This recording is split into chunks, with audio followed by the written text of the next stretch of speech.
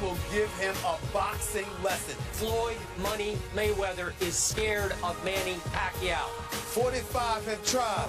45 have failed. He will school that young man, Manny Pacquiao. Manny Pacquiao will flat out knock out Floyd Mayweather Jr.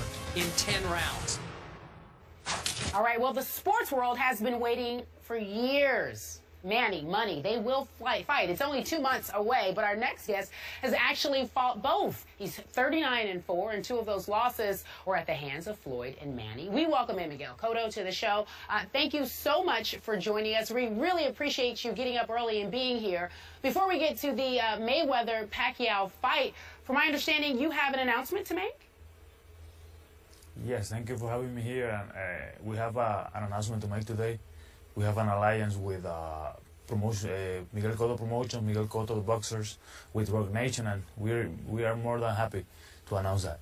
So the announcement is that you're working now with Rock Nation Sports. Is that correct? That's correct. We have an alliance now with Rock Nation Sports. All right. Well, congratulations on that. That's huge. From my understanding, it's the second significant signing to their boxing department. We also hear that you now have a fight in June in New York. Can you tell us a little bit about the fight? We just figured out the fight in New York, probably going to be here in New York for June 6th, and we just trying to figure it out with going to be the opponent and all around the fight. Okay, you're just trying to figure that all out. Well, let's talk about Floyd and Manny. Who do you think will win? I think that's going to be a really tough fight. Manny has his advantage. Floyd has his advantage too, but working with Freddie Roach for the last 2 fights, I know what he's capable of doing with Manny, and I think he's going to get Manny through Floyd mistakes during the fight, and Manny going to take advantage of the fight. I'm rooting for Manny Pacquiao. So you got Manny winning. Do you have him winning by knockout or decision or what? I think that the explosivity, the quickness of Manny going to have a big impact on Floyd's performance during on May 2nd. Is he faster? Just quick, because I know Scoop has a question. Is Manny faster than Floyd? I think the explosivity going to be the advantage. You know, he can move from here to there in less seconds than Floyd, and that's going to be the biggest advantage of Manny. All right, Miguel, since you said you think you have, well, you didn't think, you said you had Manny winning the fight. My question to you is, okay, you have a fight in June. Once this is all settled out, will you be fighting the winner of this fight next? I have no problem with that, you know. I just thinking about my next fight on June, and after that we can talk about what else. If no matter if it's Manny or Floyd, I'm going to be ready for them. I keep hearing rumblings, you know, even though you haven't picked an opponent yet, but I keep hearing rumblings that Amir Khan may be, you know, the one up next, and he actually wants to fight you. Is that a chance? Is that somebody you want to see in the ring? Yes, I'm ready for any big name in boxing, and we just trying to get the biggest name for us on June, and if he's going to be American, we are going to be ready for him too. Cool. Miguel, I want to ask you this, because a lot of people look at Floyd Mayweather, don't think he hits hard, don't think he has knockout power at this weight. Does he hit hard enough to knock guys out at your weight?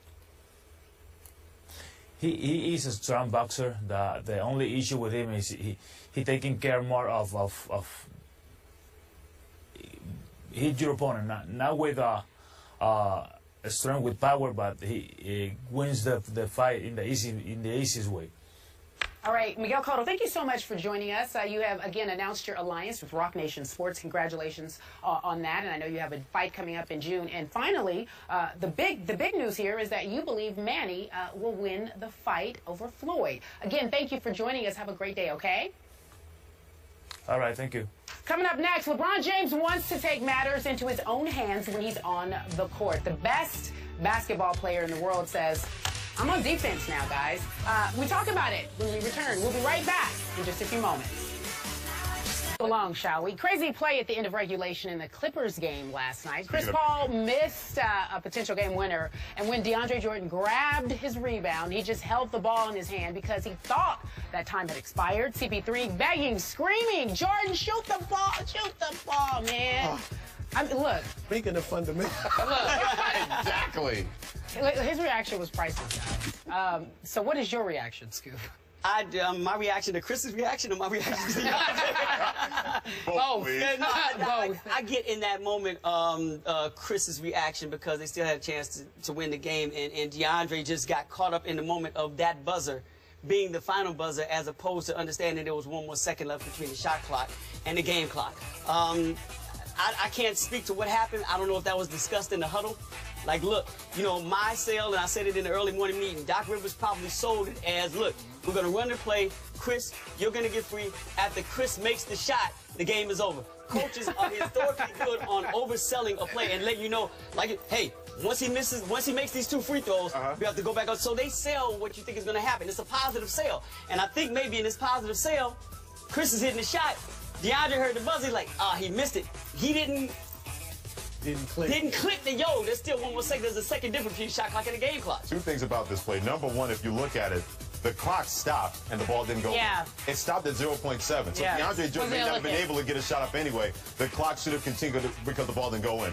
Number 2, Chris Paul looked like Chappelle's show. When he was dressed up as Prince, shoot the J, shoot it. That's what he looked like to me, trying to get DeAndre Jordan to shoot that shot. Josina Anderson was out in our morning meeting, our ESPN reporter. She said that he had the, what was it called, the face, the frustration face or whatever it was. He was looking like, shoot that dang ball. And he was like trying to do everything. And DeAndre Jordan is looking around completely oblivious to what's going on at that standpoint. That was pure comedy. He had a JaVale McGee moment. Oh, man, you never want to have Yo, and is he going to be on? I hate to, like, cross line, but I see Shaq and the Fool all over this. Oh, completely. This is not top 10 plays on Sports Center. No question. Chris, your reaction. I'm sorry. Well, I think we're making light of it. You know, DeAndre's had a great season and really a great run with Blake out. But the thing is, there is some seriousness to this. That's what I was about to go to. Because that was a game. They're a game and a half behind Portland. Yeah. And home court advantage in the West. I mean, every series in the West, you're going to face a tough opponent. Yeah. But home court advantage serious. could be the turning point between us in a series. So if they win that game, they're now a half game behind Portland with a chance to, you know, pass them. So it's hard to win in Portland, too. That's a tough loss. And I understand why Chris and the rest of the teammates were, like, upset. Yeah, like, yeah. Put that up. Poetic justice, if you believe in it, do you think there'll come a point in time before the season's over, as tight as the West is, where he's actually on the free throw line to win a game and he makes it to make up for this loss? DeAndre Jordan? Yeah. That DeAndre Jordan?